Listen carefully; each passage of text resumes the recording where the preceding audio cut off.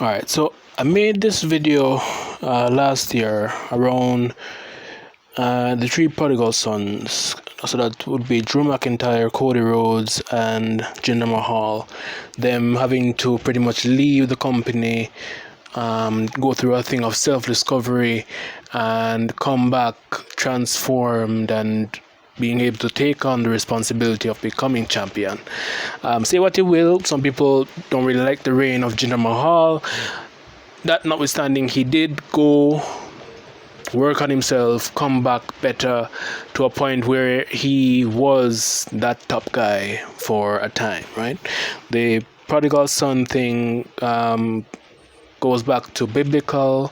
There's a whole story about the son who leaves, and when he returns, he's welcomed and given, certain gifts and all that. This is not what I'm going to be focusing on today. I'm just kind of showing you that I have kind of spoken on something similar before. So the main topic that we're going on to today is something that is in creative control also, that our truth is currently going through, which is the gimmick change, and why this part of a wrestler's journey is kind of significant. Not just from the sense of storytelling, them changing their persona, them becoming someone new, or a new interpretation of who they are, or a better understanding of who they could be. It's also, I'm going to try and tie it back to biblical, because the idea of name changes and becoming a new persona and taking on new responsibility and becoming perceived differently actually goes back to olden days, and we're gonna try to kind of tie that in. I might make a video on the haircut aspect, like a deeper dive on that, but I just kind of want to do just a little bit of a look into the name changing and the gimmick changing. All right, so if we go first from the biblical. So I went to ChatGPT and I asked, what is the significance when somebody changes their name in the Bible, with example. So in the Bible, a name change signifies, a name change is highly significant. It often marks a divine encounter, transformation, or a new purpose given by God. A name in biblical times wasn't just a label, it was closely tied to identity, destiny, and one's relationship with God. When God or a spiritual leader changes someone's name, it is usually symbolic. A new mission or calling, a covenant or promise with God, changing character or status, a spiritual rebirth or new beginning. So it gives an example. So you have Abraham in Genesis 17 verse 5. You have Sarai to Sarah in Genesis 17 verse 15. You have Jacob to Israel in Genesis 32 verse 28. You have Simon to Peter. You have Saul to Paul. So the key takeaways though, name changes in the Bible are not cosmetic. They reflect a turning point in the person's life story. Often connected to God's purpose, they can mark repentance, promotion, or a deeper alignment with God's will. So then I ask the question now, what is the significance when a wrestler changes their name? So when a wrestler changes their name, it is often meaningful in their world, like let's say in the context of WWE, the WWE universe, it would mean transformation in identity, character, or status. That's the Bible. In pro wrestling, it is tied to branding, storylines, marketability, personal reinvention. A person's name change can reflect evolution in the gimmick, right? So wrestlers can reinvent themselves to stay fresh, align with new storylines, or explore new sides to their persona. So if you remember back in the day, you had Husky Harris becoming Bray Wyatt, who went on to become The Fiend. He also had split personalities. So there's many ways to kind of approach it. You have Steve Austin. He had different gimmicks that he went through also, different times of reinvention, finding himself as a character and also being able to make that character be perceived or sell the idea that this character is somebody that can be taken seriously to the point where he's still regarded as one of the most how do I put this? One of the most well beloved characters in WWE history, right? So branding and ownership in WWE. So often companies like WWE often change wrestlers' name to own the trademark, control the merchandising. So in the same way, when through interaction with God, the people in the Bible whose names change and their roles change, it's similar when somebody goes over to WWE, they would have a character shift, hopefully positive, that would impact their career positively.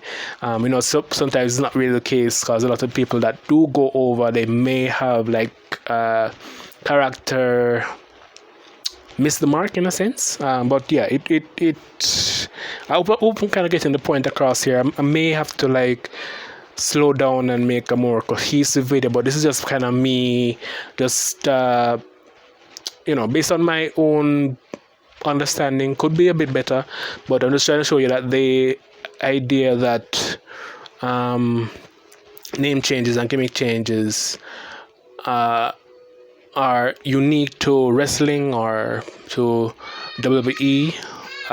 It is something that has been going on for years, and the meaning behind it, broader than just a character becoming a new version of themselves, or a new or evolving into something better, or maybe a heel version of what they once were. It is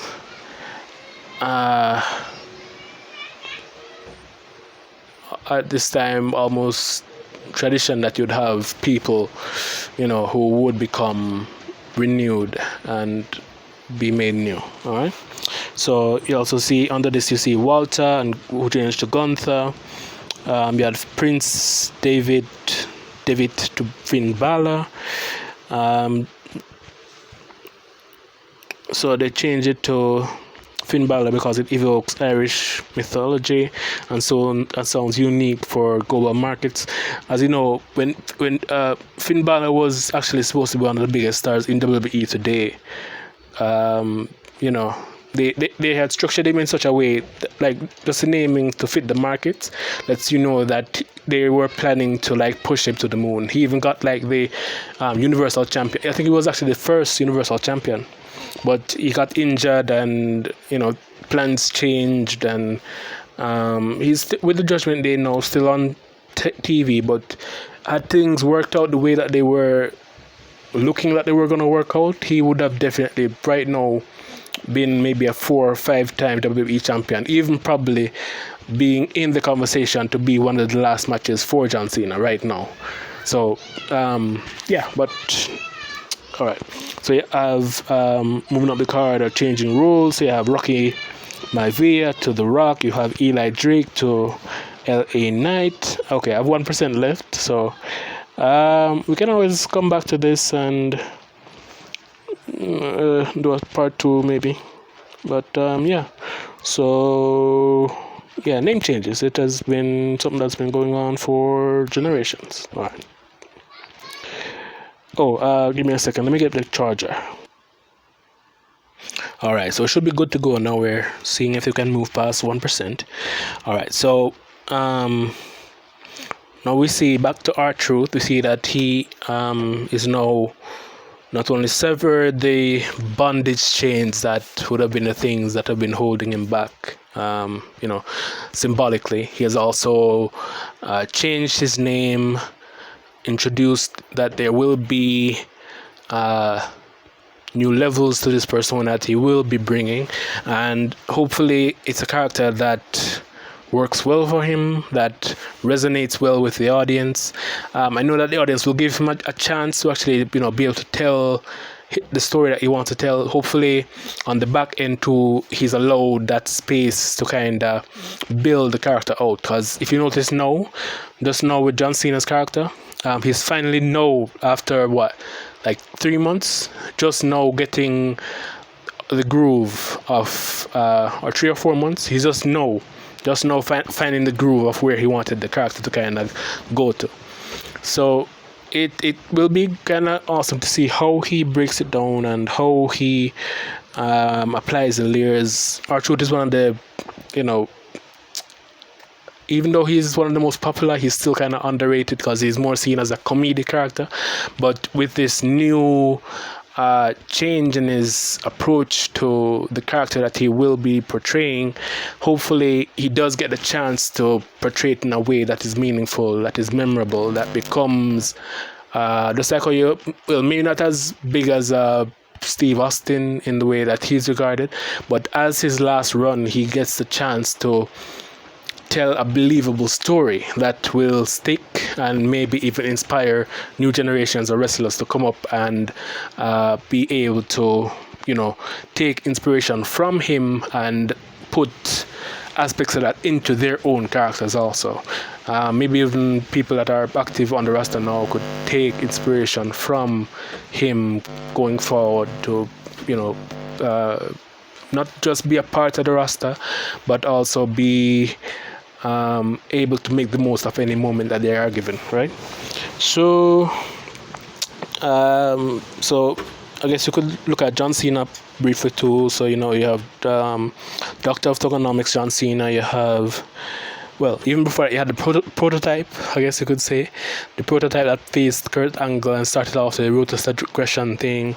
Then you had the Thuganomics, then you had the SuperCena, Hustle, Loyalty, Respect, and now we have the greatest of all time, the heel Cena. All clearly demarcated aspects showing that he has evolved. Even though, you know, he's still wearing the same clothes, you can clearly tell that he has evolved the character, and he will still continue to evolve as he further refines what he wants that character to be, that he wants to portray.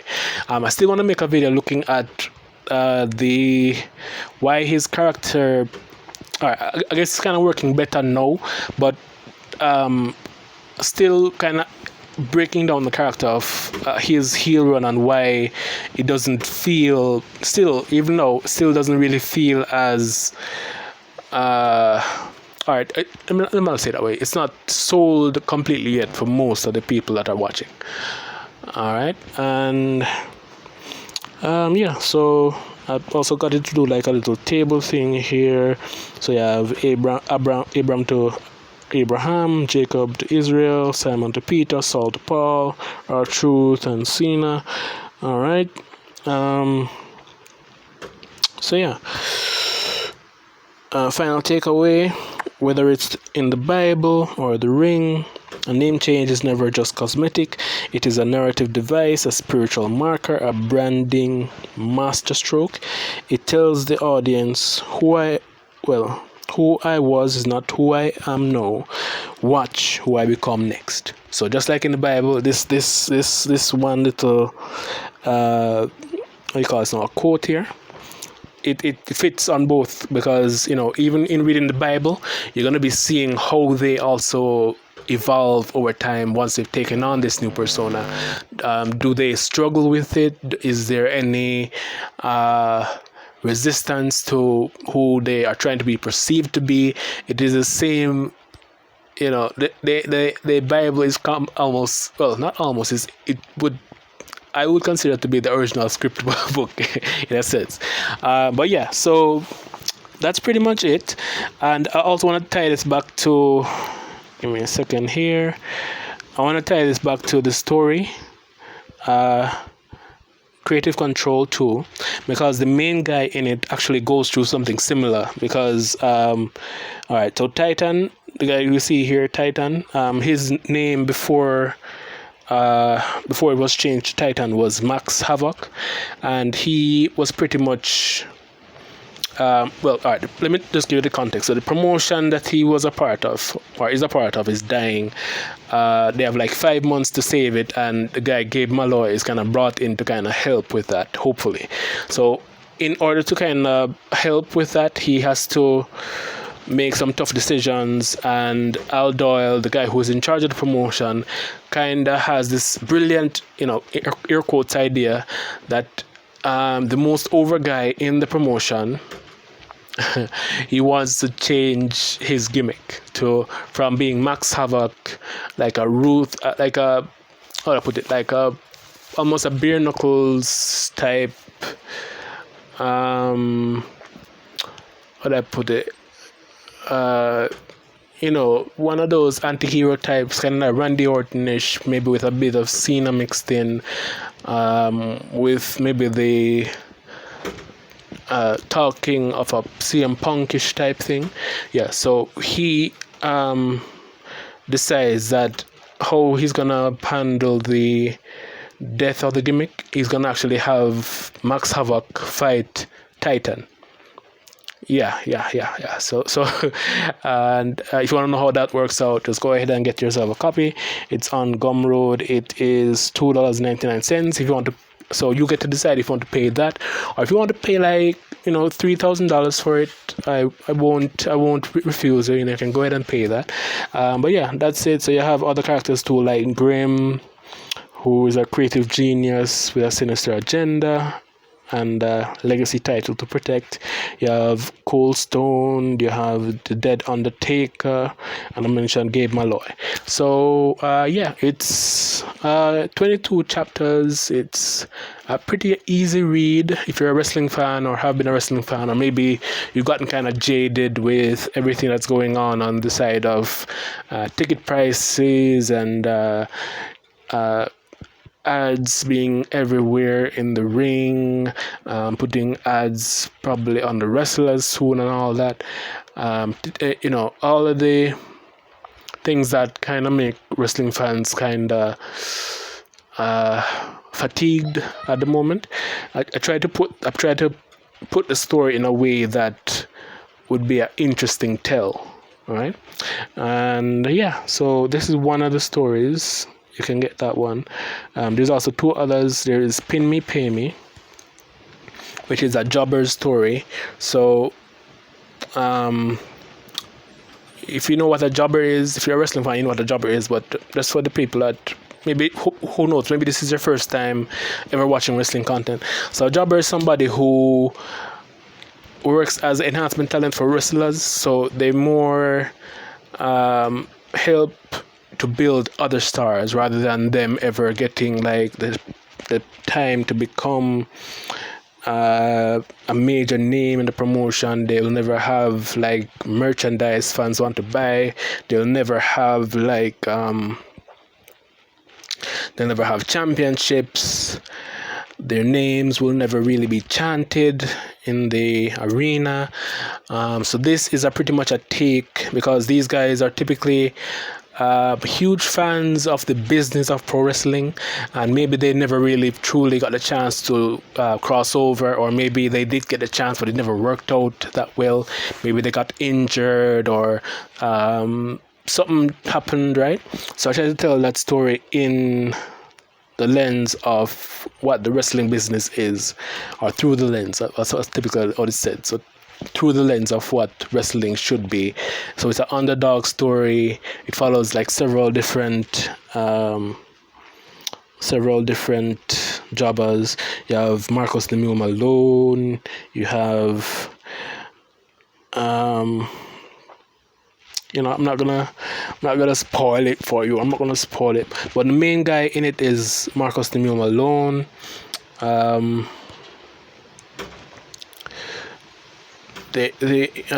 So like he is from like a jobbing. So alright, how like how you have like different wrestling families. So you'd have like the Ortons, the Guerreros. You've had like the legacy like Rey Mysterio and Dom Mysterio. The McMahons and all that. This takes the side of you have like wrestling families, but they are jobbing families that have been jobbing for generations, and you even have like a guild, a losers guild, a traditional losers guild that are trying to protect what they have built in, being reveling in losing. And every so now and then you'll have like the young jobbers maybe who have the sparkle in their eye and hope to transition over, and the losers guild, or somebody who has been jobbing who maybe had that same glint in their eye, does make a decision to stop them before they hurt themselves, or maybe even the corporation itself, something similar to the wrestling corporations we know today, decides to put them in their place because they only see them as a jobber. Just like how you see R-Truth was mostly perceived as a comedy character. It's kind of the same thing. Even in the acknowledgement section for this book, I actually included Carlito and R-Truth, because at the time, I was thinking that after they got released, that it would have made sense to have some that acknowledges all the work that they've kind of put in to kind of make a space for themselves. But yeah, you can go ahead and get those. So I mentioned that there are 3. So there's Pin Me Pay Me, there is Creative Control, and the other one, the Ring General. So there's some others also. So go ahead. The links will be in the description. You can go ahead and look, and if you like them, you can get those. And let me know what you think in the comment section after you do, or make a video telling me how horrible these wrestling stories are, how many plot holes are there. Be a mark, or you want to say how you want to see improvements be made to the stories. I'm still working on different volumes, so these are volume 1 for each. So it's volume 1 of Creative Control, volume 1 of the Ring General, volume 1 of Pin Me Pay Me, and I'm actually working on a bigger wrestling project that hopefully makes sense somewhere down the line. That's based on so Creative Control is kind of the starting point, and then it evolves into a much bigger story beyond that. So I'm working on that right now. But yeah, go ahead, get those, and hopefully enjoy them. Hopefully we'll see you around for the next video. Be sure to do that subscribe thing, and like that everybody asks for nowadays, I guess. I don't know. But yeah, okay, done yapping for now. Hopefully we did get the main point out, that gimmick changes symbolically have been something that's kind of, or name changes have been something that's been kind of going on for generations. And yeah, that's the video. Okay, done yapping. Done yapping.